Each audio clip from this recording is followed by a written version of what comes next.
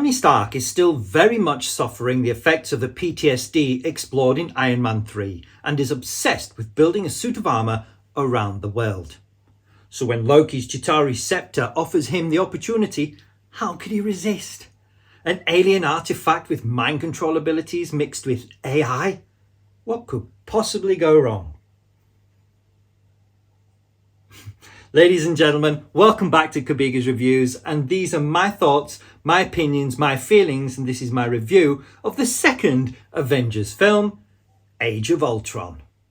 Directed by Joss Whedon and starring Robert Downey Jr. as Tony Stark, Chris Evans as Steve Rogers, Chris Hemsworth as Thor, Scarlett Johansson as Natasha Romanoff, Mark Ruffalo as Bruce Banner, Jeremy Renner as Clint Barton, Don Cheadle as James Rhodes, Aaron Taylor-Johnson as Pietro Maximoff, Elizabeth Olsen as Wanda Maximoff, Paul Bettany as Vision, Andy Serkis as Ulysses Klaue, James Spader as Ultron, and Josh Brolin as Thanos, among others.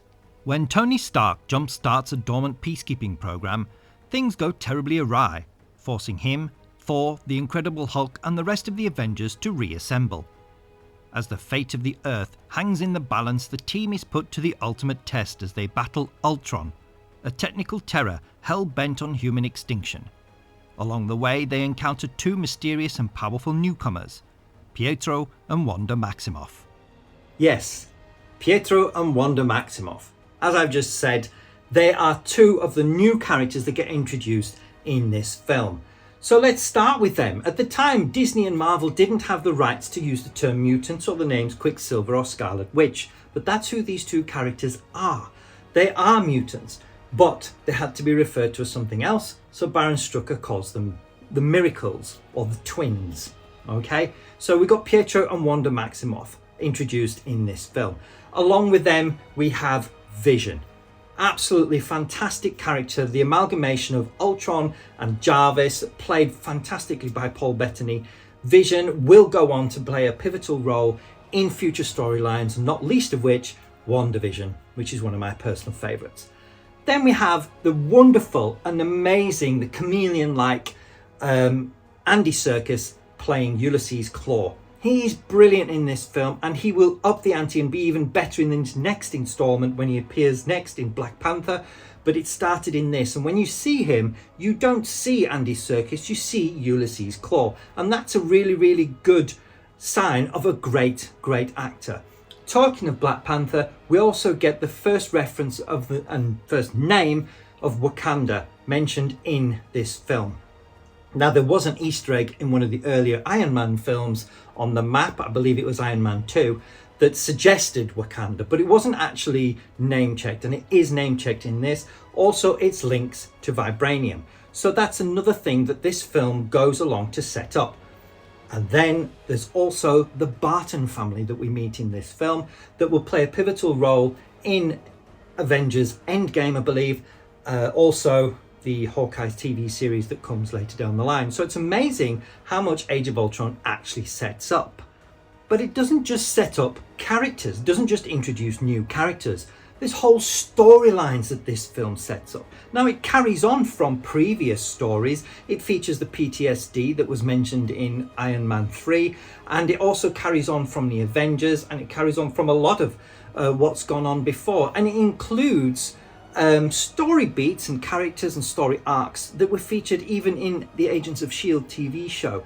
It also heavily refers to the events of Captain America the Winter Soldier, because Baron Strucker, when confronted by Captain America, says, I'm an agent of Hydra. Actually, I'm an agent of S.H.I.E.L.D. And Cap says, well, then you're out of a job, which is a complete reference to Agents of S.H.I.E.L.D., the TV show, and Captain America the Winter Soldier. So this film is so connected, maybe even more so than any film that had gone before it. Now, I've got some notes down here because there's a lot that it sets up, and I don't want to forget anything. So some storylines that it sets up are Black Panther, as I've already said, with Ulysses Klaue, Wakanda and its links to vibranium. It also sets up Hulk's journey that will land him in Sakaar and Thor Ragnarok. It sets up Captain America's worthiness in Avengers Endgame, the escalating conflicts between Cap and Tony Stark that will lead to Civil War. The very ending of this film actually sets up the Sokovia Accords, which are a massive part of things that go forward in Civil War and even mentioned in WandaVision. It sets up Wanda's transition to the Scarlet Witch in WandaVision. It sets up Tony's fears and his inevitable sacrifice in Avengers Endgame through what Wanda's hex magic, or as her brother, so-called brother, refers to as a wiggly woos in WandaVision, which always tickles me. But yeah, her mind games. She shows the Avengers all visions, for lack of a better word, and you get a setup of Black Widow's storyline in the Black Widow film. You get the setup of Thor's storyline in Thor Ragnarok, the end of Asgard and everybody dying, and Tony's fears and seeing everybody dead and him actually surviving. That's his greatest fear. So it sets up all that, and it sets up Captain America's wish as well to finally dance with Peggy. Also in this film, we get the name check for the fourth, because there are more Avengers films coming. So at this point, it's the fourth and final Avengers film of the Infinity Saga, Endgame. And Tony's line that actually name checks that film is really, really prophetic, which you don't realise at the time until you go back and watch it again, because he says that up there, that's the Endgame. And he is so right, because it is. So the 4K disc. Now, before I get onto this, there is one more thing that this film actually does set up, and it's something I've just remembered and just realised. It sets up the rotating roster of Avengers, which is something that we in the Multiverse Saga are now actually dealing with quite largely, because people are retiring, people are leaving, actors are getting older, they don't want to do this, for the rest of their lives, they want to go on and do other things. So the characters and the roster for the actual Avengers is a rotating name list, and we see in the end of this film how they've got new ones. So that's something else that this film actually sets up and illustrates and demonstrates for the first time. So I don't have a separate disc for Avengers Age of Ultron. I have a box set of all four. Now it's an amazing box set, and it opens up and it's got some great artwork, which I think I've shown you before, I'm not sure. Just show you. How awesome is that? So you've got all four of them there, and you've got some special features. But we're here to talk about Age of Ultron. And I must say, the picture, the 4K picture on this is stunning. More so, I think, potentially, than anything that's gone before. The picture is so rich. It's unbelievable. I was really, really drawn into it because the darks and the colours and there's such a rich palette to it.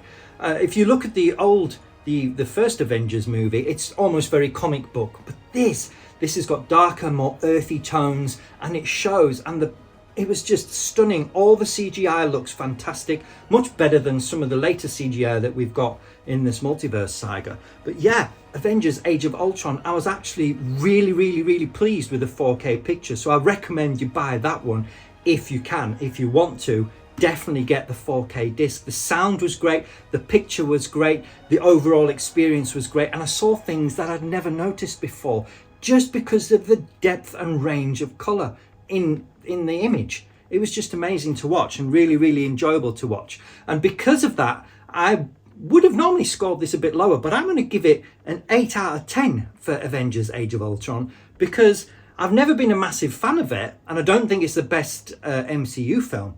But this 4K disc and all the other things that I've noticed in it that I've mentioned in this review, yeah, I've actually grown to appreciate it a lot more. So yeah, Avengers Age of Ultron. What do you think? Do you agree with me? Are you surprised at how much it actually sets up and how much weight and how much story that this film actually has to carry? It's amazing, really, when you think about it. So let me know in the comments down below. What do you think? Drop me a like, and don't forget to smash that subscribe button, and I will see you on the next one. Thanks for watching. If you liked what you saw, drop us a like and subscribe to see all future content.